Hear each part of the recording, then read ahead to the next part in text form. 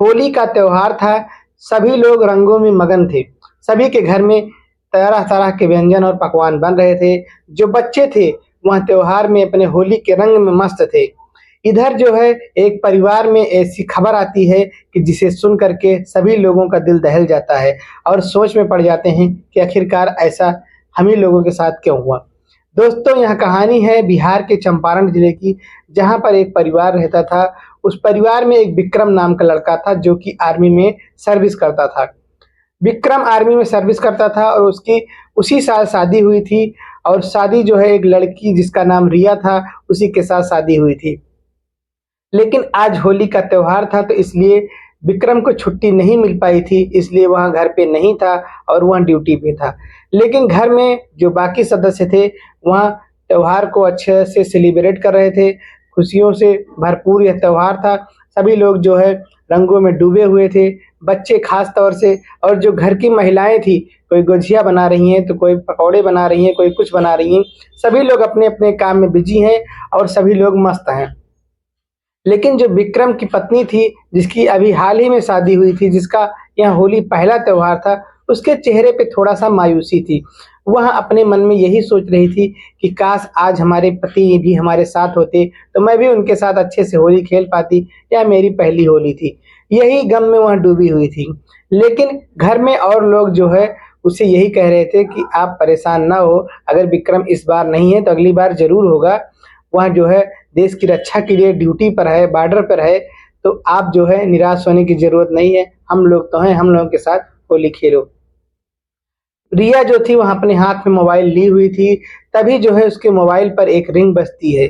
जब वह फ़ोन को उठाने जाती है तो देखती है कि जो है एक वीडियो कॉल आ रही है और वह किसी और की नहीं, वह विक्रम का था। वह वीडियो कॉल उठाती है तो देखती है कि जो है विक्रम उसके सामने आ गया है, क्योंकि वीडियो कॉल पे बात हो रही थी। तब जो है विक्रम पूछता है तुम मायूस क्यों हो?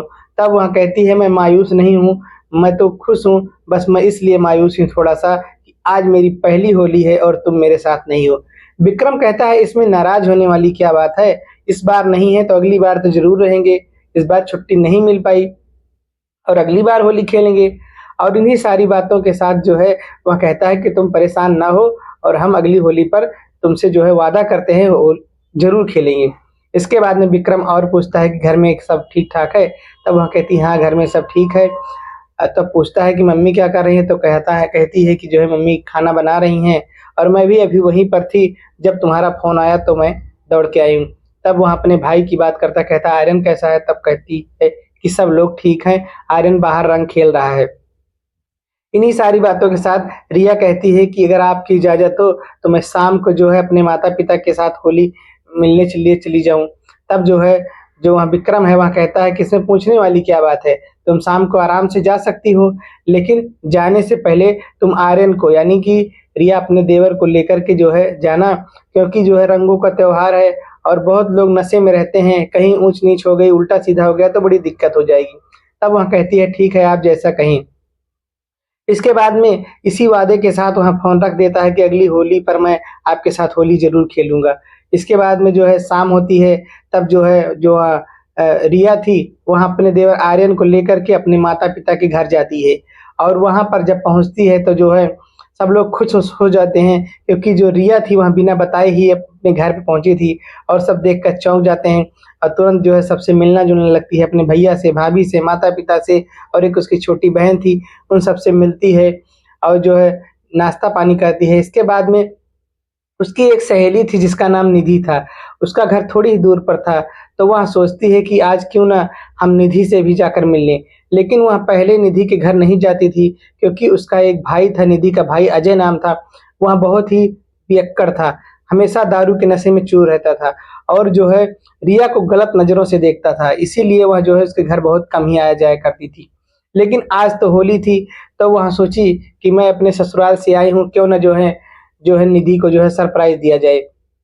इसके बाद में जो रिया थी वह जो है वहाँ से चलती है और निधि के घर पहुँच जाती है। निधि के घर पहुँचती है तो देखती है अंदर में जो है साउंड बज रहा था और उसको लगा कि सब लोग जो है होली का त्योहार है, सेलिब्रेट कर रहे होंगे अंदर में, और बाहर तो सुनसान था, इसलिए वह सीधे घर में घुस जाती है। लेकिन जब अंदर वहाँ पहुँचती है तो उसको देख कर के वहाँ हैरान हो जाती है, क्योंकि जो उसका भाई था, निधि का भाई अजय, वहाँ अपने अन्य दोस्तों के साथ में जो है दारू पी रहा था और उसी में मस्त था।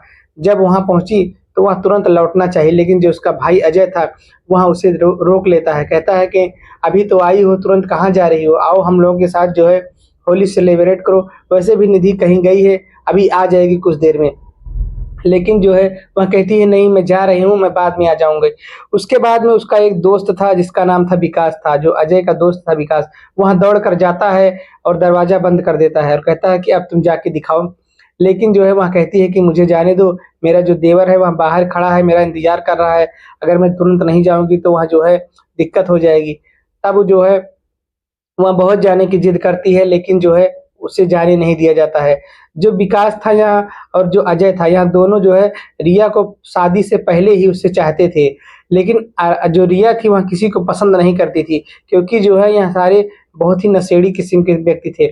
इसलिए इनसे बहुत ही दूरी बना कर रहती थी। ये लोग दिन भर नशे में चूर रहते थे।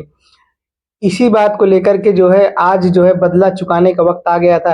ये लोग कहने लगे कि तुम बहुत भागती थी, बहुत भागती थी और आखिरकार तुम्हारी शादी भी हो गई, लेकिन तुमने मुझे छूने तक नहीं दिया, लेकिन आज तुम भाग कर कहाँ जाओगी? इसके बाद में इसके साथ छेड़खानी करने की कोशिश करने लगे। उसके साथ अजय, विकास और उसके 2-3 दोस्त और थे, 4-5 लोग मिलकर के उसके साथ छेड़खानी करने लगे। अब जो है रिया जो है चिल्ला रही है, लेकिन उसमें से एक दोस्त उसका था, उसने साउंड को और तेज़ी से कर दिया ताकि रिया की जो आवाज़ है वह बाहर ना जा पाए, और रिया चिल्ला तो रही थी लेकिन उसकी आवाज़ बाहर नहीं जा पा रही थी। उसके साथ कुछ अनहोनी ना हो जाए, यही सोचकर वह डर रही थी और उन जो है जो दरिंदे थे उनसे बचना चाहती थी, लेकिन उसे समझ नहीं आ रहा था कि वह कैसे बचे। आखिरकार घर में एक जगह उसने देखा कि एक डिब्बे में मिर्ची रखी हुई है। उसने जो है उस मिर्ची के पाउडर को उठाया और सभी की आँखों में झोंक दिया, और जैसे ही झोंक दिया सभी लोग जो है अपनी आँख में मलने लगे और चिल्लाने लगे। इधर रिया जैसे तुरंत मौका पा गई और वहाँ दरवाजे के पास पहुँचकर दरवाज़ा खोलकर तुरंत भागने लगी वहाँ से।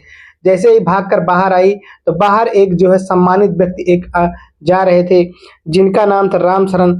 राम सरन अंकल को देख कर के वह कहने लगी, अंकल मुझे बचा लीजिए। राम सरन अंकल उसे देखते हैं और रिया घबराई हुई थी, पूछने लगी कि बेटा क्या बात है? किस लिए तुम घबराई हो? आखिर में तुम्हें क्या दिक्कत हो गई? और तुम कब आई अपने ससुराल से? यही सब बात हो रही थी।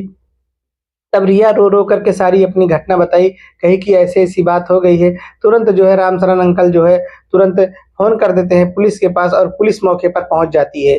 और उसके बाद में जब पुलिस आती है तब पुलिस पूछने लगती है कि किसने फ़ोन किया था? तब राम सरन अंकल बताते हैं कि मैंने फ़ोन किया था और ऐसी-ऐसी घटना है। इसके बाद में जो रिया थी वहाँ भी बताती है कि सर मेरे साथ 4-5 लोगों ने दुष्कर्म करने का प्रयास किया, छेड़खानी का प्रयास किया और मैंने भागकर अंकल को बताया, अंकल ने आपको फ़ोन किया। इसके बाद में पुलिस और रिया और जो है जो राम शरण अंकल थे, वहाँ सभी लोग जो है पहुँचते हैं जो है उनके घर पर, अजय घर पर, तो देखते हैं कि चारों पाँचों लोग जो है पड़े थे, कराह रहे थे, क्योंकि इतना ज़्यादा मिर्च उसने डाल दिया था कि वहाँ लोग भाग नहीं सकते थे। और जो है वहाँ जब पहुँचे वहाँ पर तो पुलिस को देख कर के कहने लगे, सर मुझे बचा लीजिए, मेरी आँखें जल रही हैं, मेरी जान निकल जाएगी। पुलिस उन्हें देख कर के दरोगा जी कहते हैं कि तुम लोगों के साथ ऐसा ही होना चाहिए, क्योंकि तुम लोगों ने जिस तरीके से हरकत की है, उससे इससे भी बड़ी सज़ा अगर हो वो भी मिले तो कम है तुम्हारे लिए। इसके बाद में पुलिस वाले जो है उनको हथकड़ी लगाते हैं और हथकड़ी लगा कर के सीधा जेल भेज देते हैं। जेल भेजने के बाद में जब वहाँ जेल चले जाते हैं, इधर ये सारी घटना जो है, जो रिया के ससुराल वाले थे यानी विक्रम के माता-पिता, उनको जब पता चलती है तो वहाँ भी दौड़ के आते हैं और कहते हैं कि अचानक से मेरी बहू के साथ क्या हो गया, और भगवान ने अच्छा किया कि जो है आज मेरी बहू की इज़्ज़त बचा ली। और जो उसके माता-पिता थे, रिया के माता-पिता, वहाँ भी कहने लगे कि रिया बेटी, आज तुम्हारी समझ-बूझ की वजह से हमारा मान-सम्मान बचा रह गया, नहीं तो इन दरिंदों ने जो है तुम्हारी क्या हाल कर दी थी। इसके बाद निधि भी आ जाती है और निधि कहती है कि रिया, मैं नहीं समझ सकती हूँ कि जो है हमारे भैया ने किस तरीके से तुम्हारे साथ व्यवहार किया। हम अपने भैया पर इतना भरोसा करते थे, भले ही पीते थे, लेकिन आज मुझे पता चल गया है कि कितने गंदे किस्म के इंसान हैं। इसके बाद में वहाँ जो है रिया से माफ़ी माँगने लगी और कहने लगी कि जो है रिया, उनकी सज़ा मुझे मत देना, हमारी तुम्हारी दोस्ती तो बहुत पुरानी है। रिया उन्हें समझाती है, कहती है कि जो है जो हो गया सो जाने दो, जो गलती किया वहाँ जेल पहुँच गया है, इसमें तुम्हारी कोई गलती नहीं है। तुम तो अच्छी पहले थी और आज भी अच्छी हो। अगर घर में दूसरा कोई गड़बड़ है तो उसकी जिम्मेदारी तुम्हारी थोड़ो है। इसके बाद में जो है उन लोगों के ऊपर जो है मुकदमा दर्ज हो जाता है। जब विक्रम को इस सारी घटना के बारे में पता चलता है तब विक्रम भी बहुत ही गुस्से में हो जाता है, लेकिन उसकी पत्नी जो रिया थी वह समझाती है, कहती है कि जो है मैंने इस तरीके से काम किया और उन लोगों को जेल पहुंचा दिया है। यह सब कारनामा सुन के कहता है विक्रम, कहता है कि मैं तो धन्य हो गया तुम्हारी जैसी पत्नी को पाकर के, क्योंकि तुमने बहादुरी इस तरीके से दिखाई है कि अगर तुम्हारे जैसे हर लड़की को बहादुर बनना चाहिए, अपने आत्मसम्मान की रक्षा के लिए ऐसे ही कदम उठाना चाहिए। और आज जो है मैंने अच्छा अब महसूस किया है कि मैं रिया जैसी पत्नी यानी तुम्हारी जैसी पत्नी मुझे मिली है। दोस्तों, यह कहानी सुनाने का सिर्फ यही उद्देश्य था। यहाँ एक सच्ची घटना थी कि समाज में बढ़ रहे अत्याचारों से आजकल लड़कियों को चलना दूभर हो गया है, लेकिन अपनी समझदारी से और अपने विवेक से अपने आप को सुरक्षित रख सकती हैं। दोस्तों, यह कहानी आपको कैसी लगी हमें कमेंट में ज़रूर बताएं। अगर आप हमारे चैनल पर नए हैं तो चैनल को लाइक करिए, शेयर करिए और सब्सक्राइब करिए। धन्यवाद।